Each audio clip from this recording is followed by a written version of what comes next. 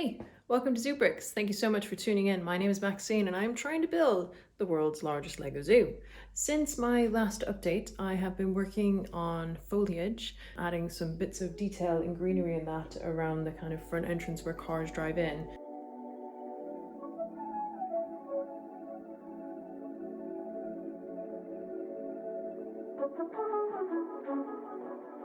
Just by using these little 3-leaf pieces and the little kind of three stick plants.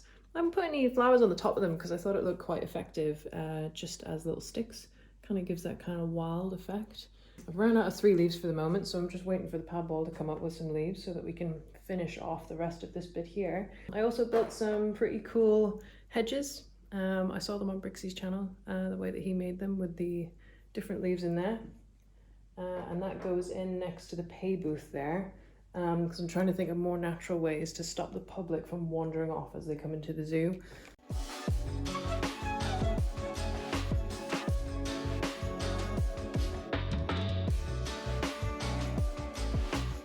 So now when people drive in, obviously they can drive straight through. We've got all the grey tile, so the road's all nice and finished off now, which looks really smart. So people can pay at the pay booth, drive in, park in the car park, and have a picnic like these ones are having right now. Or if they're getting the bus in or public transport, they can walk in through these gates. Ignore him, he's missing limbs. They can pay and come through these gates here, and this is like a separate little pay booth. So inside here we've got enough room for 2 cashiers to wait, so they can serve people out of these windows here. They take contactless payments, you'll be glad to know. And there's their little access door there. So that's just gonna sit right there. That funky little roof there with a little bit of an overhang. I just need to make it into a living roof, and then that'll help kind of blend in with our bus stop. So once people have paid there, then they can walk along here. I've changed this pathway up because it looked a little bit bland before. So I ordered some blendy tiles of matching colors to kind of guide people in the right direction of the entrance. And I think it looks really, really smart.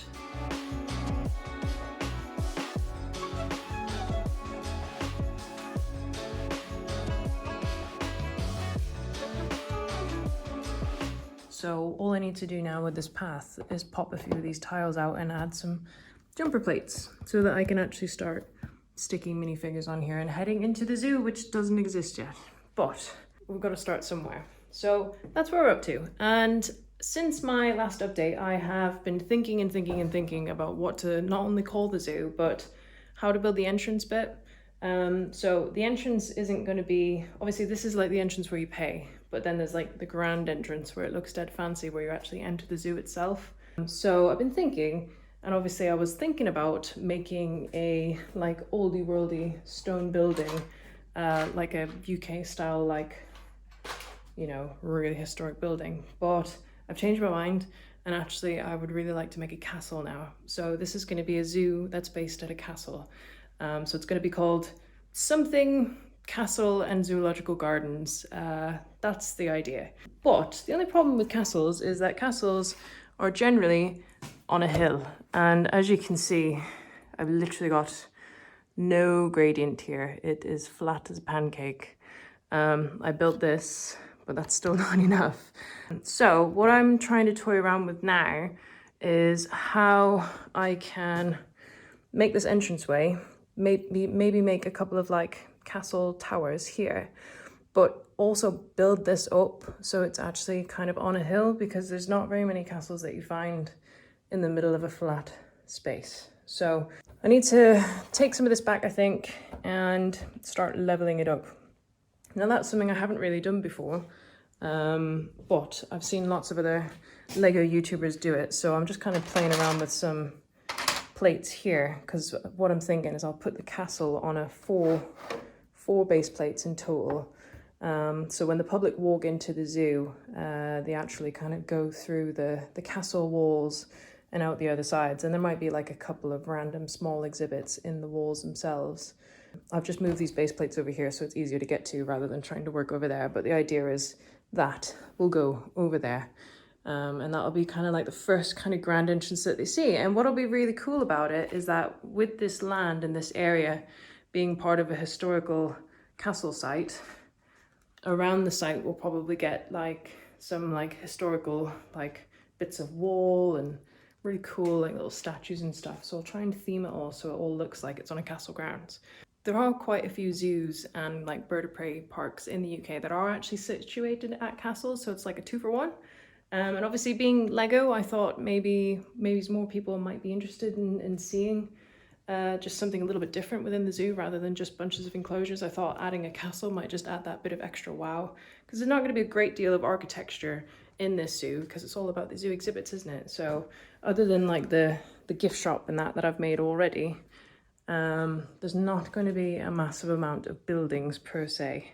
So I'll probably play around with some of these rock panels as well and try and build them into the hill too. So, but what I don't want is I just don't want it to be like a massive like bloop in the middle of nothing. So I'm gonna have to really think about how I'm gonna undulate this topography. And to be honest, I'll probably make them out of wood. The like wooden shelves, wooden platforms to sit different levels on, just so it kind of breaks up the landscape a little bit. But anyways, that's what I'm working on today. So we'll see how we get on. So I've brought the piece of visitor footpath over that's connected over there. And what I'm kind of thinking is I need to try and make this mound look more natural, like it's meant to be part of the landscape. So I think what I'll do is I'll try and start it like here and then move across, wrap it around the back of the car park to kind of where behind the picnic area is, just to kind of make it seem like I haven't just put a random mound on a 4 base plate piece. It just needs to look a bit more natural. So I've brought everything over here to work on. So the idea is to kind of start, maybe it's a bit further on from there, kind of cut across here, go across this base plate, across there, and then around the back of there, hopefully. That's the plan. So I've done a layout of a rough hill shape, which you can kind of work out. It obviously disappears off the base plate there, and that kind of runs into the picnic guys over there. So the hill will probably taper off on the next plate, and then it's going to taper off on the back of the next plates over from there as well, which I haven't got made up. So I'm pretty pleased with the way the shape looks. I don't know, I might cut this off here and kind of build that up a little bit, step it a bit more, because if not, that's going to end up being steeper there. And I'm trying to make sure that the path stays reasonably flat.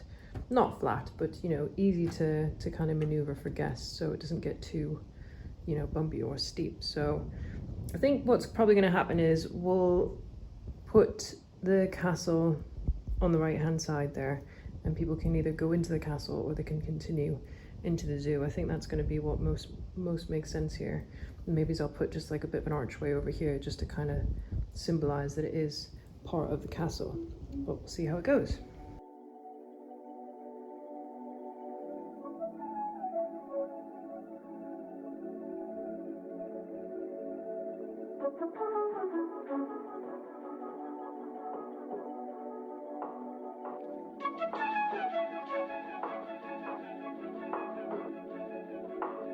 Right, so I've had a really productive start to my Castle's Hill, and I'm pretty pleased with how it's gone because I've never actually done kind of landscaping before. So you can see now the topography is no longer flat, but it's got just enough gradient in it. You know, it's probably about maybe 2 minifigures high.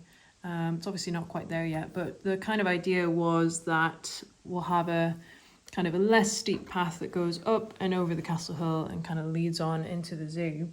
Put a bit of rock work here. I need to finish that off, and then we'll rock off the whole kind of side of the Castle Hill there. So this will still go up a little bit higher as well. But I'm pretty pleased with how it looks. Not really sure what I'm going to do with the path. I think I might put maybe it's like a rocky stone path. So kind of greys and light greys and that. So this one kind of blends into an old stony path, just to make it fit in. Or I don't know, I might trial this tiling over there, but it might look a bit weird next to like a oldie roldy castle. I've just put some of the rock panels around there, which obviously they need finishing off with slopes and that to make them kind of differentiate from each other, because it's no good having them all replicated next to each other. It just looks a bit weird. But yeah, I'm pretty pleased with how it's coming. You can see how big the overall shape is for the hill. It's quite big actually. It stretches over 6, 7.5 base plates there. And once this is in place, it will be over there next to the car park so that people will get to walk past the castle when they come into the zoo. Maybe they can have like a special 2 park pass so they can actually get to go in the zoo or turn right and maybe go in the castle as well. Some people might want to have a look at the castle, some people might not want to. So the option's there, and to be honest, I think it'd be amazing to build a Lego castle, hence why I've included it in the zoo. So thinking of names for the castle, it's not going to be a massive castle because the hill it's sitting on isn't huge. So it's probably going to be a Diddy Castle. So I was kind of thinking about calling it Diddy Castle in Zoological Gardens. Diddy's quite easy to remember, quite easy to spell, and it's quite a fun name. So, I mean, what do you think about Diddy Castle? Or have you got any other name suggestions for this castle? Anyways, if you want to support this project and support the growth of this Lego Zoo, then please do remember to like this video and subscribe to my channel. And I will see you very soon.